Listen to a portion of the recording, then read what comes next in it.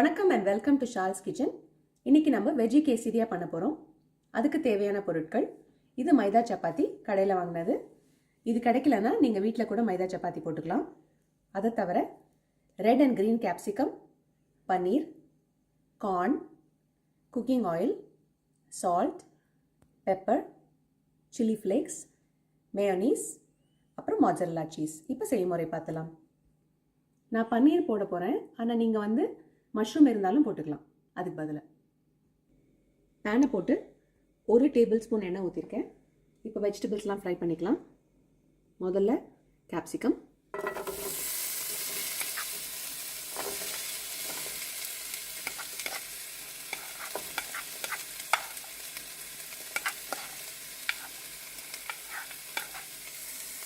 இது கொஞ்சம் வதங்கி வரட்டும். அடுத்தது கார்ன்,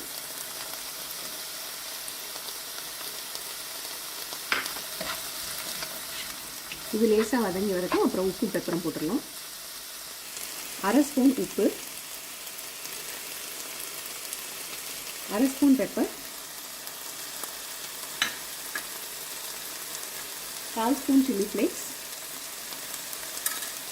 போட்டு நல்லா பரட்டிடுங்க.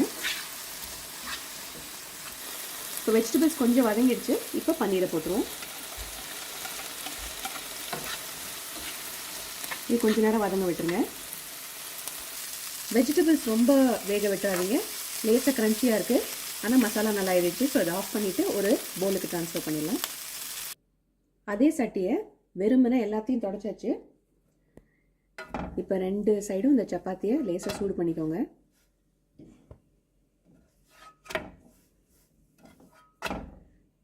இப்போ சூடானோடனே கொஞ்சமாக மேயோ தடவி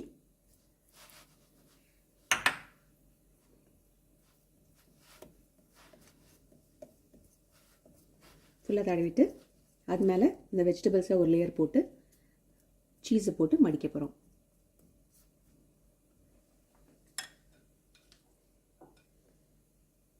ஒரு பாதியில் போட்டுக்கோங்க.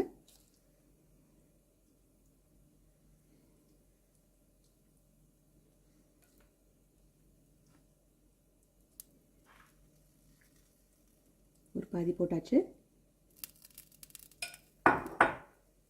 அடுப்பை கொஞ்சம் சிம்மில் ஆக்கிடுங்க. அப்புறம் சீஸ் போட்டு மடிச்சிட போகிறோம். லேசாக அமுக்கி விட்டுருங்க. இந்த சீஸ் மெல்ட் ஆகிற வரைக்கும் வச்சுருங்க. அவ்வளோதான், ரெடி ஆகிடுச்சு. இதை எடுத்து கட் பண்ணி சாப்பிட்லாம்.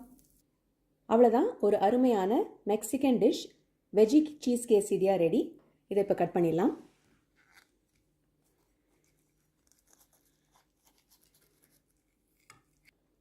எவ்வளோ அருமையாக இருக்குது பாருங்கள்.